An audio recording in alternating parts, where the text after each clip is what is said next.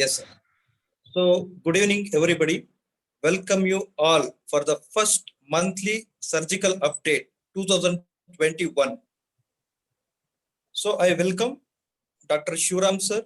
He's a senior most surgical gastroenterologist from Astor CMI Hospital, Bangalore. So, over to you, sir.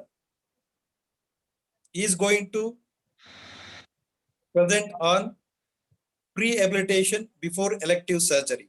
Over to you, sir. Thank you, Dr. Harish.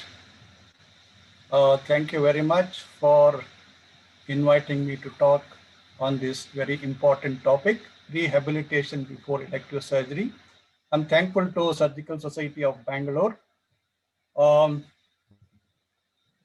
I know a lot of people are suffering from COVID and many people are recovering. I wish them all speedy recovery. Take care and stay safe.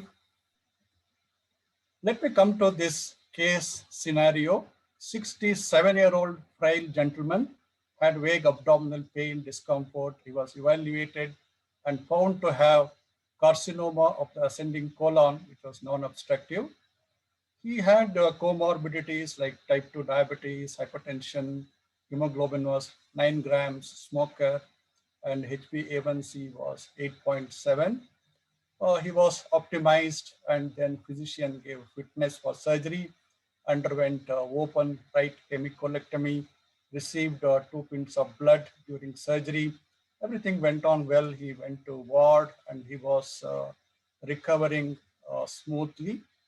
Meantime, on the post-operative day 3, he developed a cough and the X-ray showed a pneumonic patch. He was treated for that.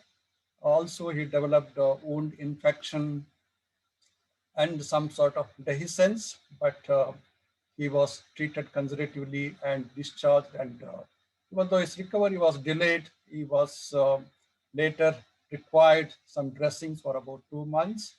Follow-up developed a incision hernia later, which after 1 year or so, the surgeon did a surgery.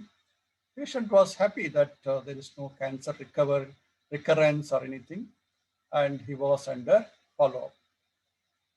But the surgeon was not very happy.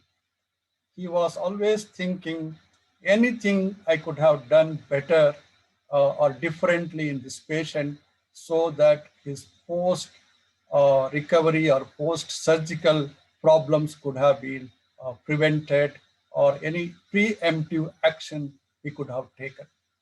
So this talk is for such surgeons who think more about the post-operative recovery and in the long term uh, of the patient's recovery. Ladies and gentlemen, surgery is like running a marathon, and nobody will run a marathon without proper preparation. So if you think or if you consider surgery as a marathon and also it requires preparation, it is for us to ask and think whether are we doing adequate preparations of our patients considering their long-term recovery and the safety of the patient. The physiological changes or challenges of major surgery or a marathon is almost similar. There is massive neuroendocrine and inflammatory response. And many of these things, changes, cannot be measurable and many of them are invisible. So post-operative complications, even in the literature, if you see after a major surgery, it can go up to 40%. This involves more hospital stay and also a lot of cost, readmissions, everything. With this background, let us look at what is prehabilitation in surgery. This is very simple. Preemptive rehabilitation is the prehabilitation. So it comes from the suffixes preemptive and rehabilitation. So rehabilitation prior to surgery is prehabilitation. All of us surgeons know that major surgery requires preparation of various, not only the surgical part, of also the various systems. And rehabilitation is a strategy or an opportunity to optimize the risk factors and also improve the functional capacity prior to the surgery so that the patient will have an excellent post-operative outcome and recovery. Many of these things are not taught in surgical textbooks. They are still coming, and many of them we have to look at the recent literature or the experience of senior surgeon. All of us make a patient fit to fight, that's the surgery, but the prehabilitation looks beyond that. It is said that pre-operative period, the patients are very receptive and it's an excellent teachable moment in healthcare. Whatever you give suggestions or the lifestyle changes you advise, patients are very receptive at this pre-operative period. So if we can make some behavioral intervention like stop smoking or moderate the alcohol, or they have to do the structured daily exercises. All these things can be hammered on to these patients in this pre-operative teachable moment. So the prehabilitation is basically patient-centered and placing the patient at the core of their perioperative journey. All of us look at that I will do the best for the patient. That is not enough. We have to have a partnership concept. And as many surgeons say, without joining two hands, we cannot do a clap. So surgeon can be at peace if he involves the patient also in the management process and takes him along the journey to the recovery. So this partnership concept has to come, and this is best hammered during the pre-operative period. Please do not mistake optimization for rehabilitation. Optimization is all of us do, and this is aimed at intraoperative events. We may improve the little bit of lung function, or if there is a hernia patient, many times we do the preoperative pneumoperitoneum or Botox injection. But in the prehabilitation, what happens is it is aimed at post-operative recovery. Whether it's a nutrition, sarcopenia, or the muscles which have become you are improving, it's a form of strength training, preventing the injuries before it actually occurs, preempting the problems. This is in a sort well established in the cancer surgery. When the patient comes to us, he is not charged properly, his battery is low, and we optimize him, and the surgery goes off. Again, because of surgery, goes into low energy mode or battery mode. But if our rehabilitation has started pre-operatively, he will regain all his strength and he will go back to the society as a productive individual. And this is what every surgeon wants. Enough literature is there to look at where a patient who has undergone prehabilitation, he goes early home, he may not require ICU stay, his surgical site infection may be less, and quality of life and the functional outcome, ultimately everything is much better. On the other hand, where we have not done a rehabilitation, they have a lot of problems. So understanding what is rehabilitation and what it has to be, why it has to be done, let us see how to do rehabilitation. This involves basically 4 things to look at. That is a combination of psychological, physical, lifestyle interventions, and nutritional interventions. There are some things which are modifiable risk factors, which we always, as surgeons, we do. We correct anemia, we correct his comorbidities, everything. But this is where we have to concentrate. that is the improving the functional capacity of the patient, cardiorespiratory function, and also very importantly, the muscle function of the patient. To improve the functional capacity, we can prescribe exercises and also comorbidities optimization. And nutrition, we can take dietitian's help or the modification in his dietary habits and also correct all the deficiencies, lifestyle intervention like smoking and alcohol. And if the patient is very much stressed, we have to teach them the relaxation exercises or take help of a psychologist. Most of us do this incentive spirometer before surgery and after surgery also, but the strength training and nutritional supplementation and the anxiety reducing strategies, these are some of the things which we have to adopt. Nutritional assessment, many surgeons or all of us not very well taught about it. Many times we can take nutritionist help, whether the albumin is low or the other nutrients are low, we have to correct that. And body composition analysis can help estimate the amount of fat and muscle. A single CT image, I will come back to that to assess sarcopenia. And there are many scoring systems like Apache 2, all those things, which can tell us how is the pre-operative status of the patient. Enough of literature is available about the nutritional modulation of metabolic and immune response and immune nutrition and the omega-3 fatty acids. All these things, if we start pre-operatively, at least 5 days pre-operative, the complications can be reduced, hospital stay, the surgical site infection, total hospital expenditure, all these things can be reduced. There's a great article in this anesthesia journal, pre-operative nutrition and elective surgical patient, why, how, and what.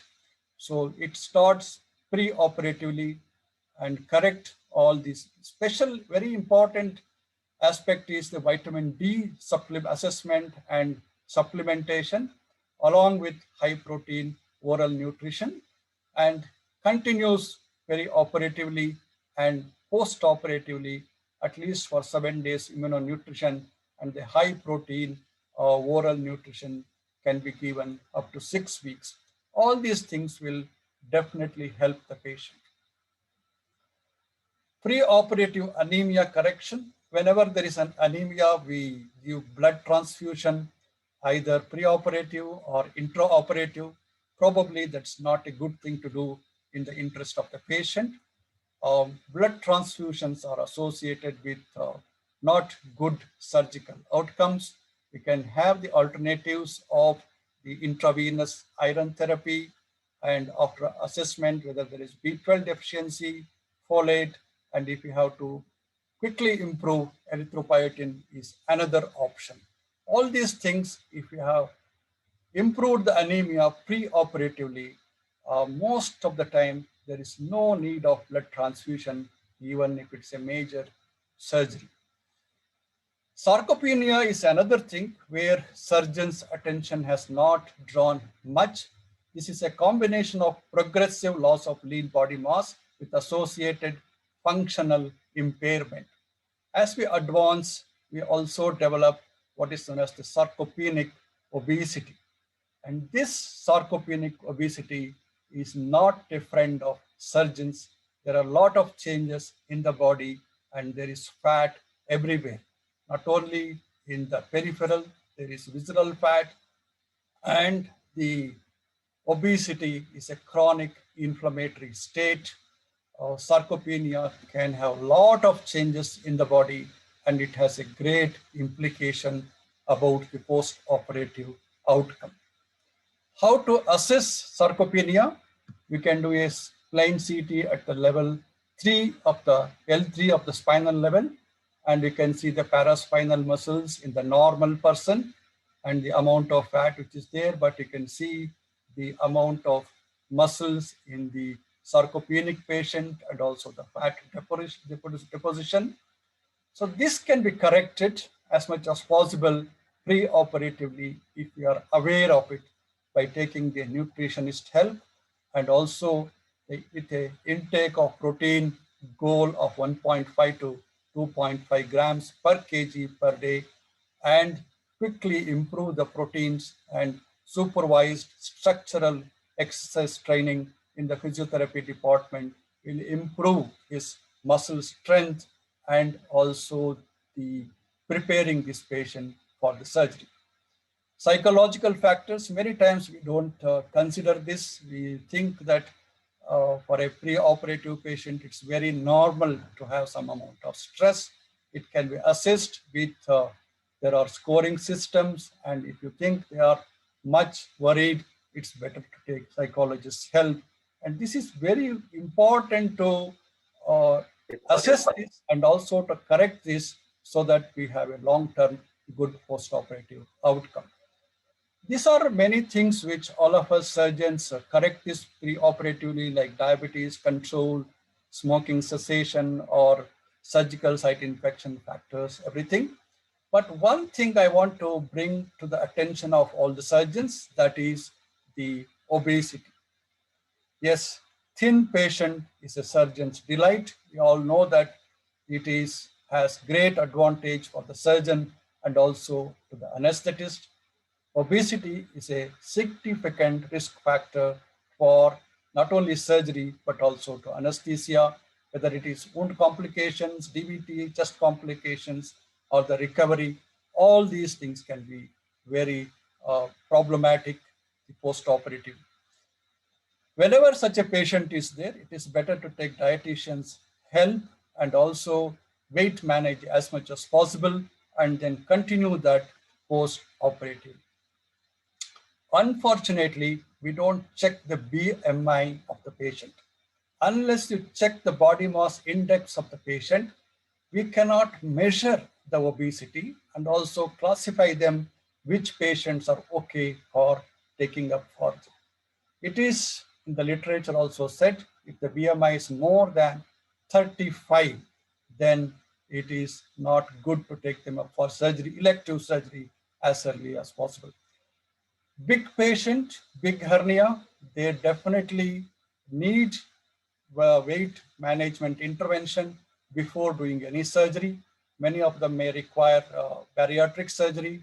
And if you do enteral hernia and all in such patients, they are sure to recover. Like this patient who had massive hernia with a BMI of 46, 126 kg, we had to do a sleeve gastrectomy and then waited for 1 year for the weight to come down. BMI came to 34 and then underwent successful surgery. There is no recurrence in this patient.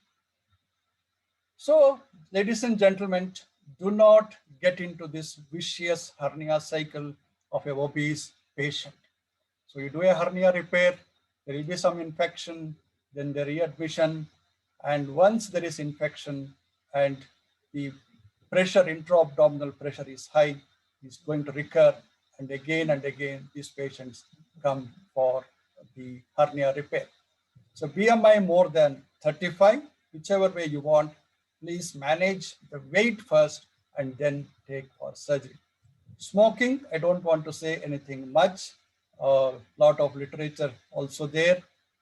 Stop smoking 30 days prior to surgery is towards the advantage of the patient and also towards the surgeon. Diabetes, it's better to have the HbA1c at 6.5 to 7. Many of us don't check HbA1c, just look at blood sugar and operate. Probably it is always better to check HbA1c, optimize, correct the blood sugar, and then operate. Carbohydrate loading, this is one which has not been given enough attention by the surgeon and also the anesthetist. There is n number of literature which shows that this carbohydrate loading prior to surgery, previous day evening, and also 3 hours prior to anesthesia will reduce perioperative hyperglycemia, improves insulin resistance, maintains muscle strength post-operatively, intraoperatively, decreases patient anxiety, and reduces length of hospital stay. How to do it? It is a complex carbohydrate supplement. There are a lot of solutions which are available. Pre-carb, which is available just for 200 rupees. So when the patient undergoes surgery in a metabolically fed state, they have better outcome. 12 hours and 3 hours prior to surgery time, it can be given. Anesthetist will have no objection because it's a clear solution. Patient can self-administer at the above hours I said. I personally think it is criminal or totally wrong to keep a patient NPO for 6 hours, 8 hours, 12 hours, just for our convenience. I think this concept should be adopted for all the surgeons at the consent of the anesthetist. Also, there is enough literature about this. For the surgical infection, site infection factors, and all of you know that it's very, very important how to take care of this. Chlorhexidine bath previous day evening and also the surgery day morning is very, very helpful. Prophylactic antibiotics at the time of induction or 30 minutes prior to surgery, and no more antibiotic required in the elective surgeries. Prophylactic postoperative antibiotics not required, as I said. Hair clipping, not shaving, and bowel preparation, most of the patients elective surgery may not require. Many of the patients are, without our knowledge, they may be on homeo, Unani medicines and all. So we don't know their effect. It is advisable to stop them. Antibiotics should be given prior to skin incision at the time of induction or 30 minutes prior. Otherwise, if you give antibiotics after the skin incision is done, there is no use. You cannot prevent infection. Once you do good prehabilitation with proper counseling, everything, patients are very happy. Their counseling plays a very good role. So let us come back to this patient of 67-year-old gentleman who had carcinoma or right colon. Probably if you have done what I said already, he would have had a good diabetes control, smoking had been stopped, would have received instead of blood transfusion, the nutrition and iron transfusion had a good functional outcome, and ultimately he wouldn't have developed any of these complications. But whenever I give this talk and explain, the surgeons say, I will lose my patient. So I have no great answer to that. I think if we all adopt the strategy like this for a prehabilitation, and wherever it will go, and if you take enough time and make the patient in the partnership of the journey of the post-operative care, I think you will never lose your patient. I have not lost my patients like this. So ladies and gentlemen, spend more time pre-operatively doing prehabilitation so that you will spend less time with him, the patient, post-operative. So I have already explained, don't be in a hurry to schedule the case for the next day. Spend some time understanding the patient, preparing the patient, counseling the patient, and making him part of your partnership in the management. Make him understand why he needs all this rehabilitation, and it is in his good, and make him fit to face this marathon called the major surgery. Thank you, ladies and gentlemen, and thank you very much. If there are any questions, I'll be happy to take.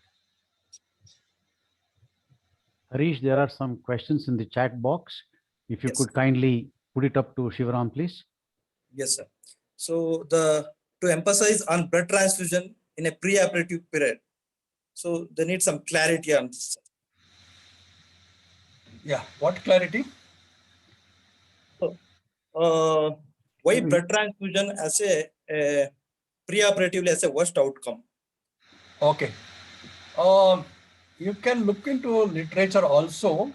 See, blood transfusion, when you give, you are like doing a transplant to the patient.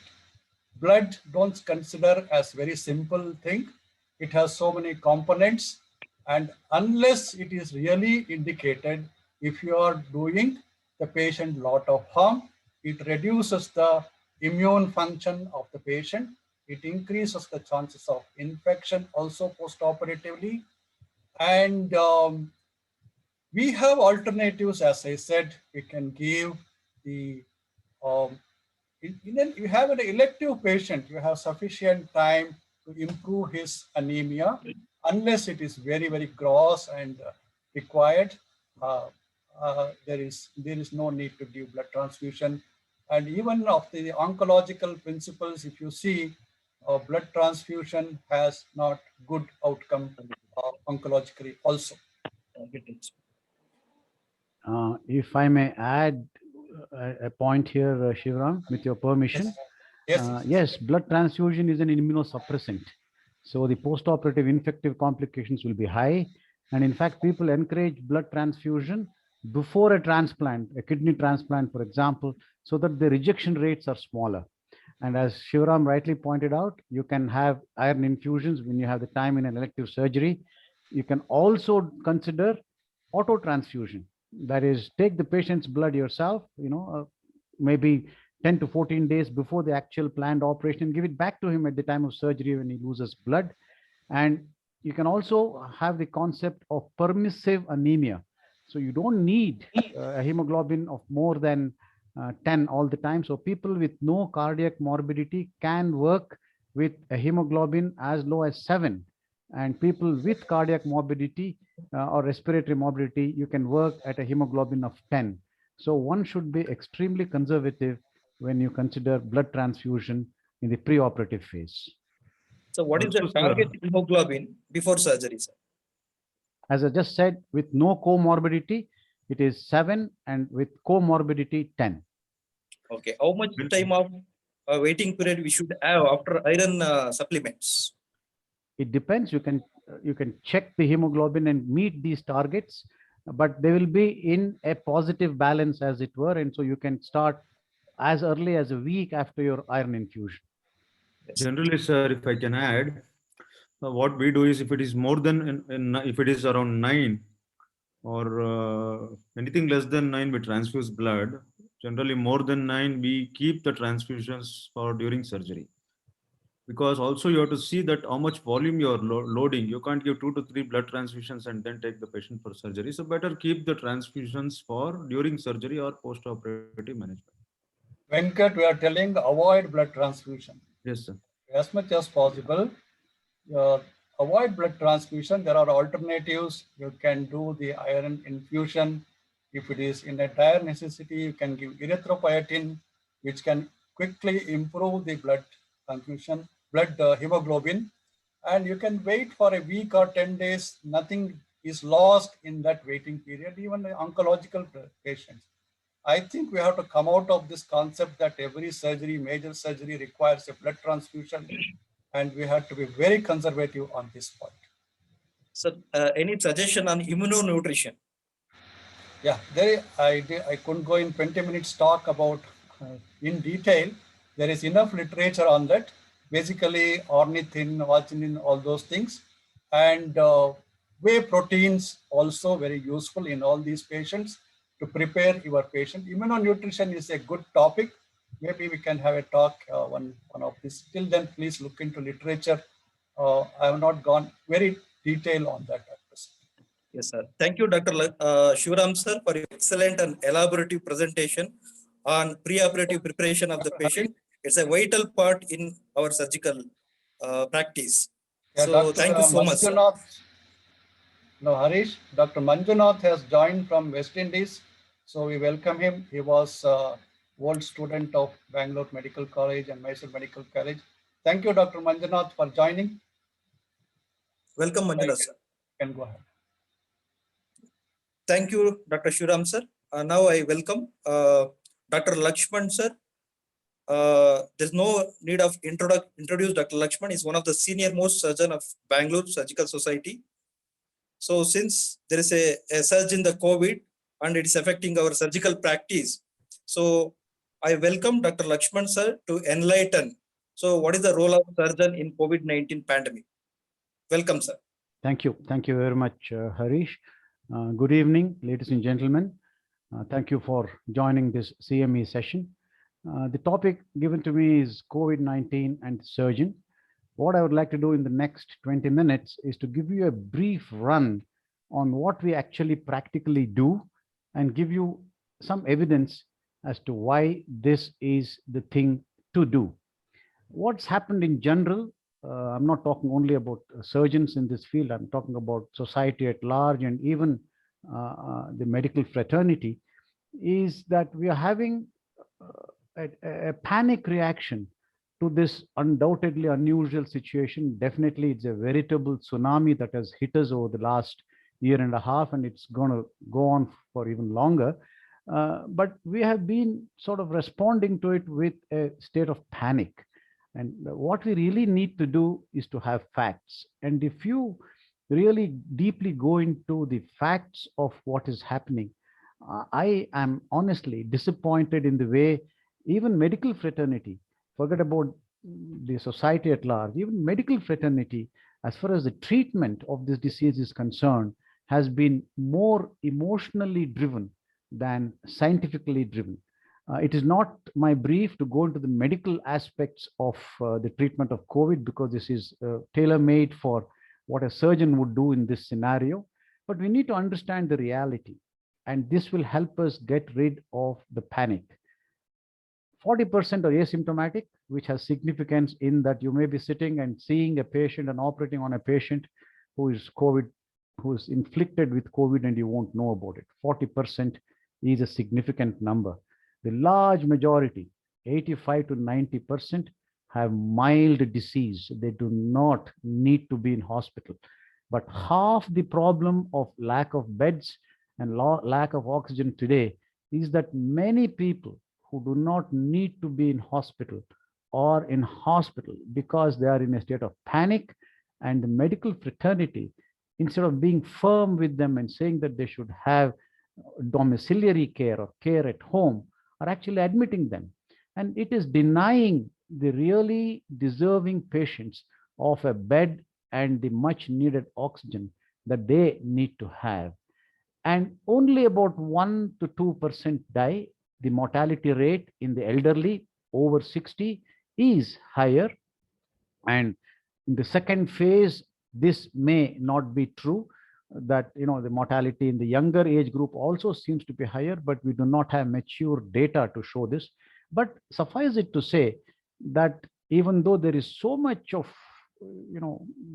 disturbing visuals and news of funeral pyres and people dying on the roadside and things like that in the media, that is really giving a very distorted picture. The truth is that even if you get COVID, 90% of the time you will get away with it, with a light disease or mild disease, and actually very few people die. And that is an encouraging thing for surgeons, because you don't have to be very nervous or anxious when you treat these patients. A little bit about the distancing and the mask business. There is some controversy as to whether COVID is airborne or not, whether it is fomite driven or not. Is it on surfaces? Is it important? But I think instead of going into great detail, I have done a lot of reading about it, but I won't have the time to discuss all the data. But I think suffice it to say that as of now, it is safe to consider that an open airborne infection and a clean or free fomite transmission is not the case in COVID. COVID goes and this gets disseminated by droplets.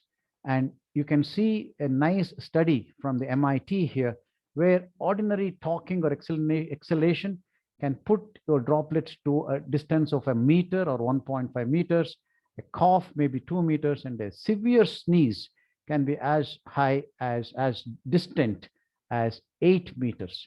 And hence comes this standard recommendation that we all have. And to be very honest, these, apart from this, of course, you have evidence for steroids and anticoagulants in patients with a high D dimer. Apart from these, there is no other proven method for controlling COVID. So using properly worn masks, triple layer cloth mask is good enough. It need not be an N95 mask. 2-meter distancing, frequent hand washing after each contact, and isolation if you're suspected or proven to be COVID positive. Even if you're suspected, it's good until you know one way or the other. It's good to isolate yourself. So these are the standard recommendations, and they are the only known methods that really, really work in a dire situation. Now, if you're coming to the specifics of surgery in the time of COVID, we need to look at it from the patient's point of view and from the surgeon's point of view. From the patient's point of view, we have to think about the risks of surgery in a patient who is COVID positive, the risks to the family. They come in close contact, and there is a lot of social contact when an event like surgery takes place in a family. So what happens to the other members of the family, the emotional issues, and the family support in every which way that we need to give. That is something we have to consider. For the surgeon, safety of the team is very important. He or the leader of the team, and so you cannot expose your team. You're responsible for the safety. You cannot expose them to unnecessary risks. And so every time you decide to operate on a patient with a suspected or a proven COVID disease, you need to think about the safety of not just yourself and your immediate team, but the nursing staff and the support staff of the hospital, and the reputation and the safety infection control phenomenon in the whole hospital. If you look at these things one by one, I think to ensure that we have a relatively safe surgical activity in a hospital, we need to look at 3 main areas. One is to screen and limit the number of people who come into the hospital. In patients where there is a potential of him being COVID positive, suspected disease, please note the rider here is that 40% can be asymptomatic. So if you're admitting somebody, you must take it that everybody is COVID positive until proved otherwise. So until you know that they're COVID negative, you need to have a holding area. And if you're treating both COVID and non-COVID patients, as most of us do, there must be a complete separation of the streams of the COVID and the non-COVID patients.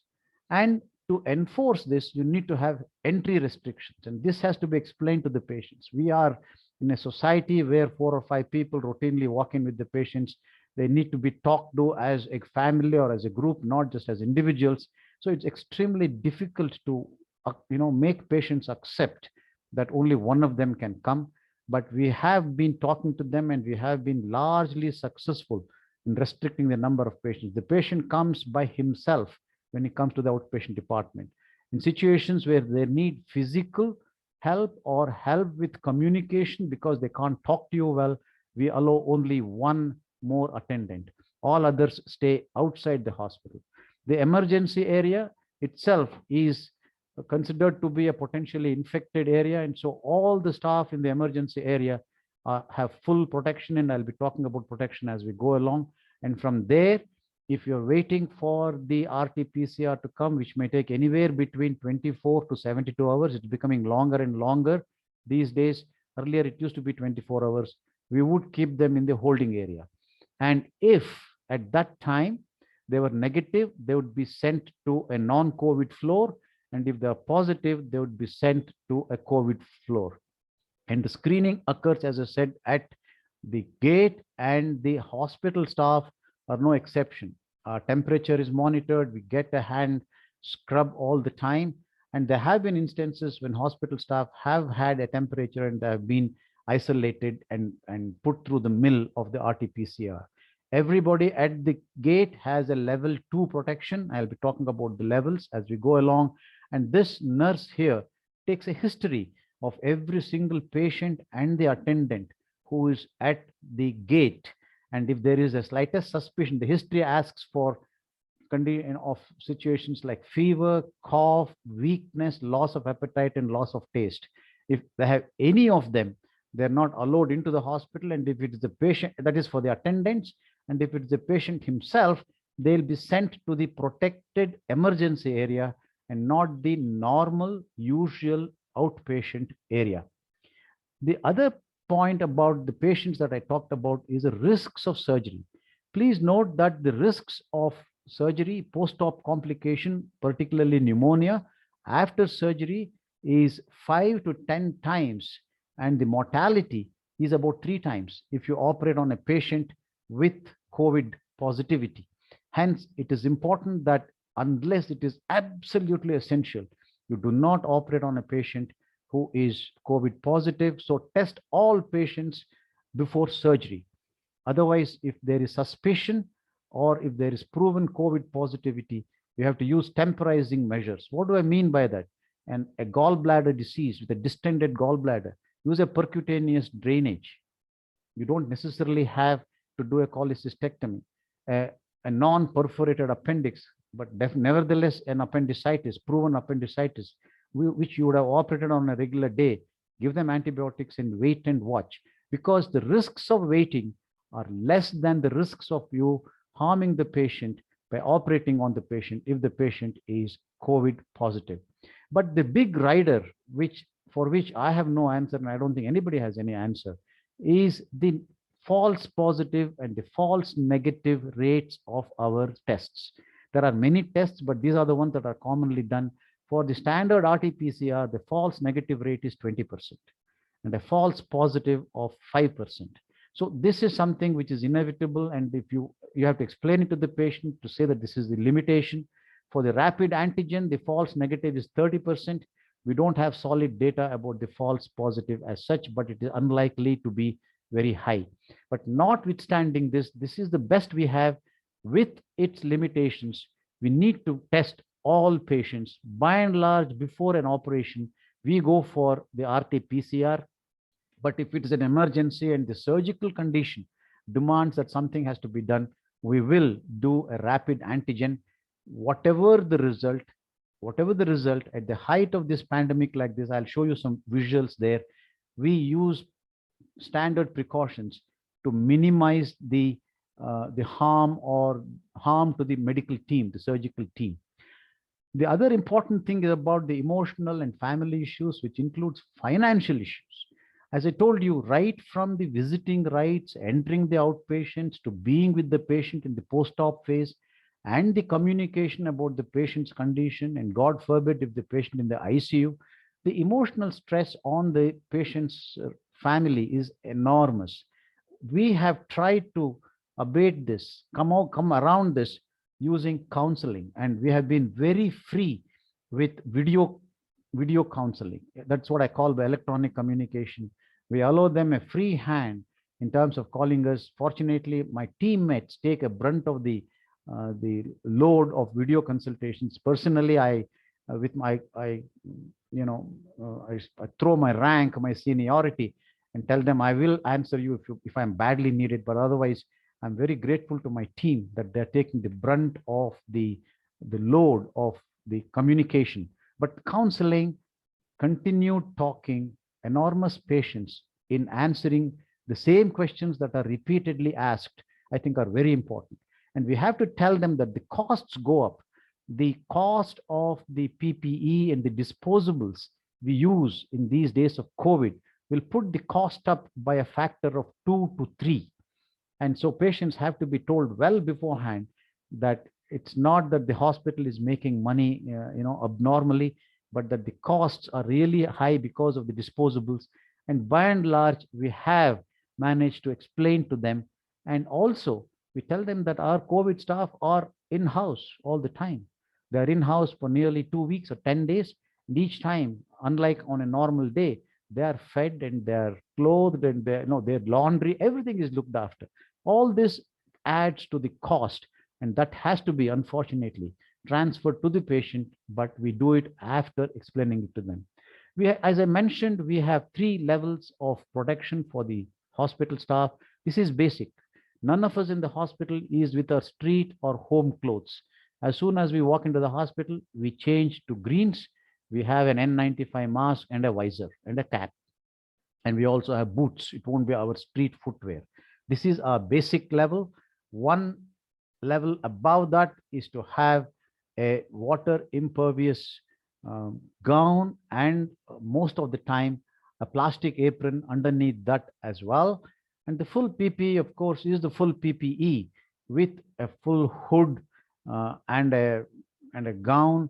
We don't use disposable gowns because of the cost in the outpatients area.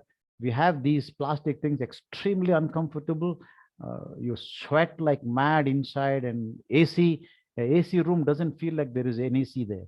Very uncomfortable, but because we want to keep the costs down, we use this and wash it after every use with soap and water and reuse it the next day. And this is the full PPE, and this is the way we run our outpatients. We have been doing this for months on end, and that's because 40% of our patients are asymptomatic, and we don't get COVID on all walk-ins. And even if you get COVID test, 20% false negative. So you have to presume that every patient is positive until proved otherwise. We do not insist on RT-PCR for our endoscopies, which are outpatients procedures, but we are in full PPE. The whole team is in full PPE, and we do it as a part of our outpatient conduct. In the operation theater, again, we replace our N95 with these respirators, which are supposed to give you a higher level of protection. As I said, very rarely we operate on patients who are COVID positive. All the people who reach the operation theater are COVID negative. This protection is taken basically to cover ourselves for the 20% false negative that you see in a test. But in the rare instance, when you have to operate on a patient with a COVID positivity, we have had to do this for a perforated appendix, for a carbuncle in a diabetic who was toxic with the pus in the carbuncle. We've had to do it on 3 or 4 occasions for perianal abscess, which if left alone might have well gone into a synergistic gangrene or of the scrotum and things like that. And so we have done it on 5 or 6 occasions. And when we do it, we have a full PPE like this. And I can tell you it's very difficult to operate because the hood keeps coming down and your visor gets moist and it's difficult to see. And even with it, we struggled through the procedure and got it done. There was a lot of talk about increased risk with laparoscopy. That has not been proved to be the case in the long run. I think we have enough data now that the need for special suction and various things are not required. Simple precaution that you don't let the gas out into the air if you want to deflate, but formally suck it out and things like that will be good enough. But of course, you have to protect yourself with the visor and the respirator that I mentioned about. About the vaccines, and this has again an implication on the safety for the healthcare team. Fortunately, healthcare got the preference from the government, and so I'm sure all of us who wanted the vaccines have been vaccinated. For the naysayers, I would like to say again, if you've not had it because of your concerns about the side effects of vaccine, please don't have any concerns. The safety it gives you is a lot more than the risks that you take when you take a vaccine. It is safe. The first dose, you have about 50% immunity. After about second dose, which is 6 to 8 weeks after the first dose, of course, it's a little different for different vaccines, but I'm giving you a ballpark figure. You get a 75 to 80% protection. Please note, it is not 100% protection. So you continue to have your personal protection. And how long does it last is the question. I think as of now, it is said to be 6 to 12 months. If you take it as a minimum of 6 months, so if you have been vaccinated a month ago, I think you're okay for the next 5 months, and we'll have to see what happens as we go along. Now, I have to say that I put this slide up. Even as surgeons, we get a lot of questions from a lot of our patients and their family. The mild disease, when you have all these fatigues that I have listed, but the oxygen saturation is more than 90. All right. If you have a comorbidity, perhaps you should take, like a heart disease or a lung disease, perhaps you should take that cutoff figure as 94. So if your saturation is over 90, you do not need hospitalization or oxygen treatment. All you need to do is hydrate yourself, isolate yourself, take rest, and take paracetamol, nothing more.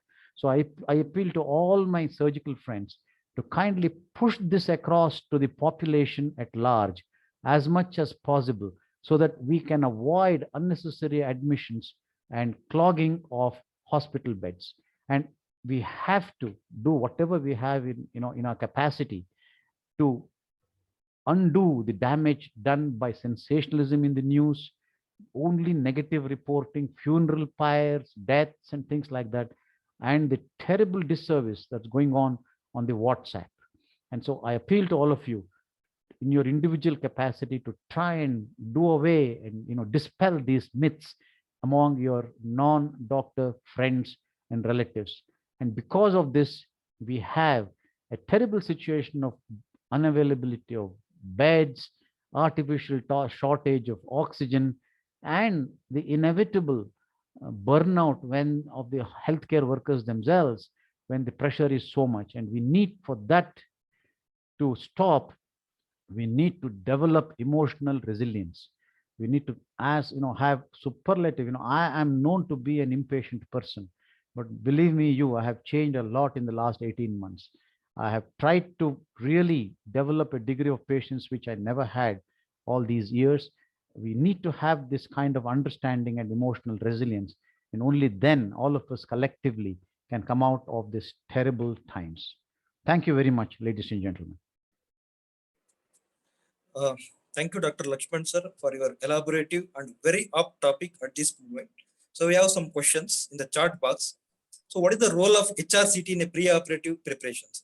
Yeah, if you suspect COVID disease by the symptoms that I described, and if the RT-PCR is negative, then you should get a CT, and that will tell you if the patient has a high chance or otherwise of COVID.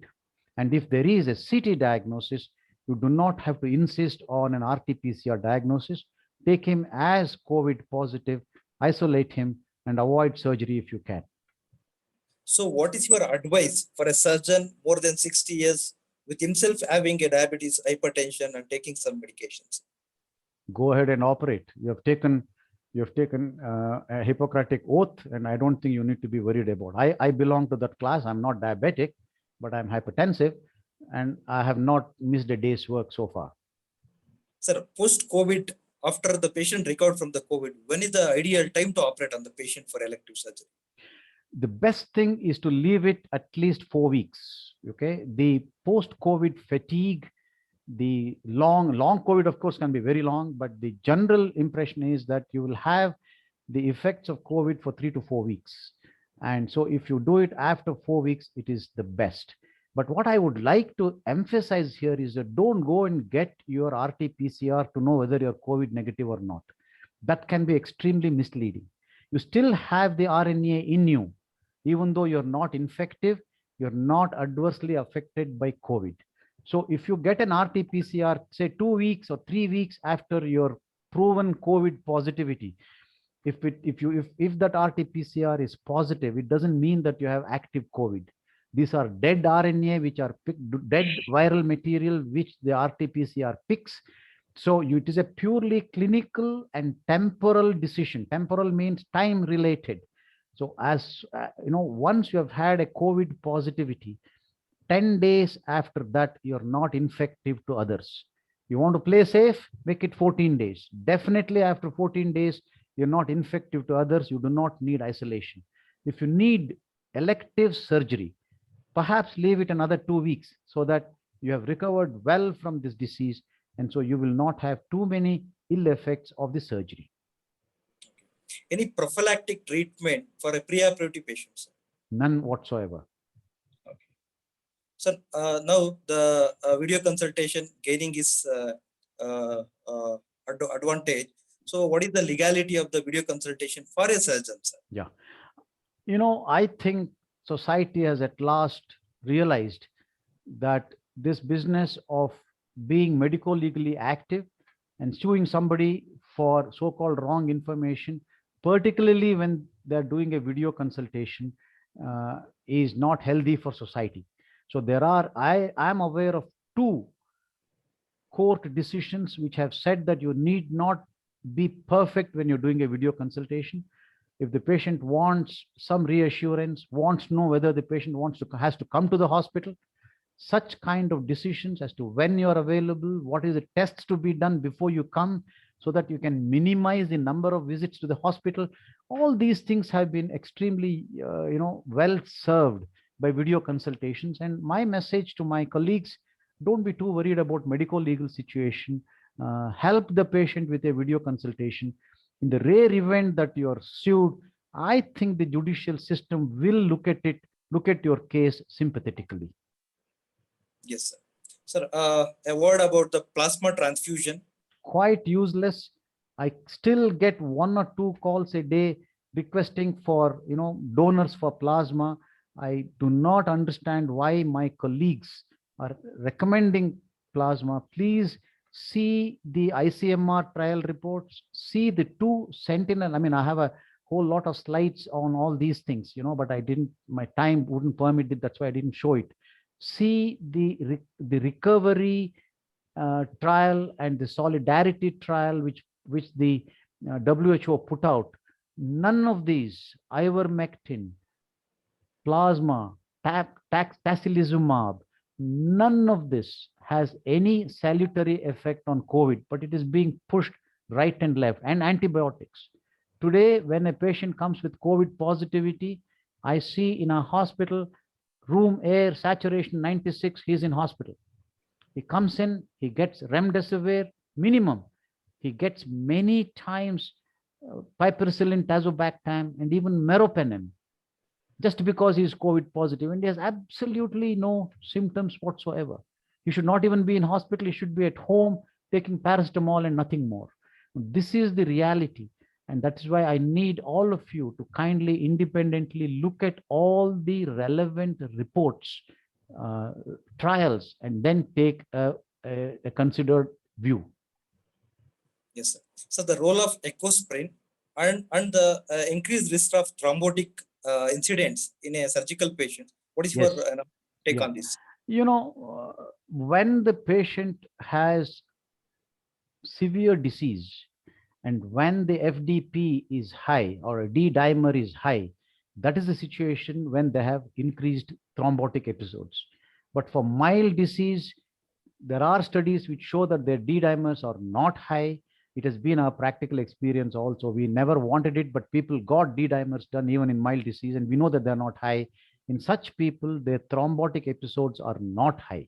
So you do not have to modify your normal thromboprophylaxis schedule because of COVID, past COVID.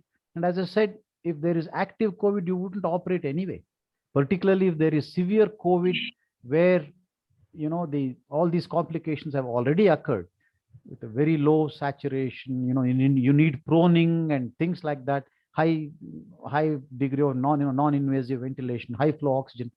You would do your best not to operate at all. But if you do have to operate, you will have to give anticoagulation more for the COVID disease risk than your own surgery. So any other questions from the audience? Please unmute and you can ask the questions. We have left with 1 minute. There is a Sir, D-dimer in pregnancy. That's right. Usually high. Yeah. So do you recommend heparin in those cases in emergency? I really don't know. It's a very special thing. We'll have to look at the literature or talk to some obstetricians. Yeah. Dr. Rajgopal Shanai had COVID and he has practical experience. Let us hear from him a few words. Dr. Lakshman, very good talk. I'll not take much time. Just one clarification. You said that you use PP in the outpatient department? Yes. For non-COVID also? Yes. Or routine practice? Routine practice. Okay. This is one area which we have not practiced anyway. Not because of that I got COVID. That's a different issue. But you see, 40% are asymptomatic. They're completely healthy. They may come to you with dyspepsia or perianal pain or whatever. For rest, everything what you said, we are following like all that endoscopy and all that thing. But Please except use this, PP in OPD also. because Please. it is Dr. not, Lakshman, now we are all vaccinated, Yes. yeah. So and it is, these asymptomatic patients are going to be there for years together. The point is when the social, the percentage of people, when there is a wave like we have now, you need to have PP. If you are vaccinated, it will probably prevent you from getting severe disease. But you can get infected. You can get infected. It's mild disease. You may be a carrier infecting others in your team. anyway, And so, just to add that it's Just not one the policy of our hospital, so I cannot continue. I mean, talking about that. I just wanted to inform that my D dimers and both this was a high. So including LDH, that time they said they had sent LDH ferritin. Now they are telling it is not. So was given Clexane 0.6 ml for 8 injections and aspirin for 1 month. This is just one. Though there may be a small difference here between the physicians and all, but rest of the things are whatever sir has told is fine. That's all. Sir. Let me add one something. I'm Dr. Shafi, sir. please do. Yeah. A wonderful lecture, sir. It's informative. Thank you. I'm also since 1.5 years working as a medical superintendent, leading from the front for the COVID hospital. Last week, I got also infected. I'm positive. Then things where my CT changes were there. Around score was around 4 to 5 CT changes. Left lobe was there totally. Consultation was there. But I got immunized. I think my personal experience, my symptoms were there. I had a very bad loss of taste, body ache for beginning 2 to 3 days. But after that, saturation was not going below 95. I took Remdesivir because my RT-PCR when I did, that time there was a viral load. So I am being a comorbid because I have stent and I was on clopidogrel and these things. My HOD medicine, he said, no, sir, at least you have to take, because viral load is there now. You take Remdesivir for first 4 doses, means that is a 2 doses in the beginning and this totally. And they have put me on anticoagulant also because as such I am there as a comorbid. And my D-dimer and ferritin was high, not much high. It's like 400 and D-dimer and it was ferritin was like. So, but in overall, what I would like to say is, even D-dimer, ferritin were high, but my symptoms saturation was maintained normal. Maybe it is because of vaccination. I took both doses 2 to 3 months back now, finished my. So I think vaccination is going to protect you from severity of the disease. It may not protect you from infection, but it may protect you. This is my personal experience. Today is 9th day. I am fine in home isolation now. I think this message has to be go to our all medical fraternity that they should be immunized. Correct. That's going to help. Yeah. And regarding this anticoagulants and this one, my cardiologist, he says that now enoxaparin is stopped and they have started with a roxaparin. So he is telling that it has to be their anticoagulant for another 4 weeks. Yes, it's a thrombotic disease. Yes, that's what. Again, because I had CT findings, that's the reason they have put on me on anticoagulant also. May I make a sorry? Second week. May I make a comment, please? Please, go ahead. I find a lot of people confused about CT value and CT severity score. Both are CT, that's why a lot of people are getting confused. The other problem is a CT value, which you get when you do a RT-PCR test. The higher the value, the better it is. Whereas the CT severity score, which you get from the CT scan, the higher it is, the worse it is. And the highest is 25. Whereas for the CT value, the cutoff is 35. And so higher the CT value, the better it is, because it means that more replication is required before it is the viral protein is formed. That's true. That's true. The CT severity score from the CT scan is calculated because there are they treat it as 5 lobes of the lungs, both lungs put together. Each lung, they depending on how much area is opaque, they put 1, 2, 3, 4, 5. So if you have maximum 5 in 5 lobes, you get the maximum 25. Worse, the higher the score, the worse it is. And as far as OPD is concerned, I have at least managed to get Columbia Asia to put up a board saying that no one can enter that hospital without a proper N95 mask. And the N95 mask has been made available for sale for those who come without proper mask. And I have been on the news media daily for more than a week now, and I have been pleading on that we should make now that N95 masks are easily available and they're less than 100 rupees each, to make it more popular rather than flimsy masks that people are wearing. These patients coming in, like you said, asymptomatic into your OPD with flimsy masks are more likely to infect you. Thank you. If I'm go on, Venkat. Yeah. Sir, I've been seeing patients. Some of them really will be positive. Maybe we get to know about them later on. So we have been seeing patients for almost more than a year now, and I don't wear PPE kit in my OPD. And if somebody wants to wear, I don't discourage them. The only disadvantage is, as you told, that this plastic material, whatever 70 or 120 GSM it comes to, really sweats them a lot. I don't wear that in the surgery also. I use Aliard, earlier it was called as Kimberly, Aliard gown, or even our regular reinforced gowns are available.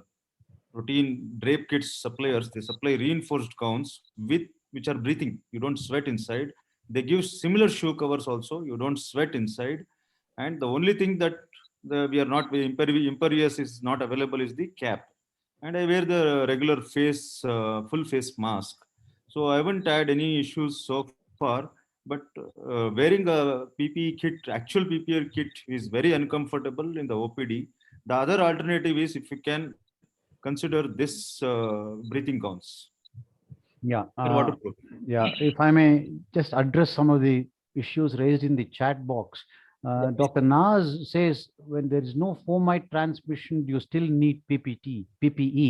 See, PPE is basically for your droplet infection, and if you have a droplet with a patient who is, he'll be 6 feet away, but still if it just comes and settles on your clothes and you take it into the hospital again, in the immediate, as soon as the OPD is over, we walk into the wards and we go to the OT and things like that. So if you leave it a few hours, the virus will die. How many hours? I don't know. But what we do is have the PPE, even if there is droplet sitting on it, we discard it before we leave the PPE, before we leave the OPD. And then we are in our greens under that. And then we go to the protected area of the hospital, which is proven to be COVID negative, because everybody who is inpatients there will have come with a COVID negative report. Okay, somebody has asked, have you come across mucormycosis? Personally, I haven't, but my ENT colleagues have, and I've seen many reports. This is because people do not use sterile water as oxygen humidifiers. It's extremely important to use, where we have this bottle with water, oxygen humidify, for humidification, use sterile water, and that will practically eliminate mucormycosis. So we are past of 10 minutes to the program. Okay. So I thank, on behalf of Surgical Society Bangalore, I thank Dr. Lakshman sir and Dr. Shivaram sir for their wonderful presentation. So I thank all sorry, go on. Sorry. All the participants for the enthusiastic questions and participation. So we are coming up with a similar online programs every month, that is called Online Surgical Update, CME. So just to mean in future, I am going to announce the future topics. So, and also we are conducting the monthly clinical meeting, that is on May 19th, organized by the private surgeons, coordinated by Dr. Chalani sir. So I request all the participants to utilize these online programs. Dr. Venkat sir. No, I have nothing. Whatever comments I have to make, I've made. We will try to do at least one program every month along with the MCM. As and when we have topics, we can always do one more in the month or alternate CMEs, online CMEs we can organize. So this response has been good today. Hopefully we'll get more people to log in next time onwards. And also on this forum, I request all the participants as a speakers, if they have innovative talks which very up to this present scenario, they can approach me, so we can make them speakers in the next coming CMEs. Dr. Harish, I'm Dr. Jagannath Dixit here. So welcome. Sorry, I think can I ask one question to the team? Please. Now most of the corporate hospitals, running shortage of the hands, especially the junior, senior levels and all that. So most of our fellows and DNB surgical oncologists, PGs have been on a rotation basis. They are posted to COVID duties. Yes, sir. Is it wise for us to accept that? And because they will be coming and assisting for the next surgery. And they once they go and we don't test them subsequently. So how safe is for us to accept and go ahead, or should we cut down our surgical practice till the pandemic lessens down? Yes, sir. What's Dr. Lakshman or Dr. Shivram can answer? Sir, Yes. I think these people must be quarantined for at least 10 days after they have had a COVID ward duty. They cannot come back the next day and work on an elective COVID. Sir, I accept it, sir. But what is happening next day? They are given off, and subsequent second day onwards they come back and they'll get this duty weekly once. Yeah. Is it okay for us to accept? Lakshman sir. Sir, I think that is a little.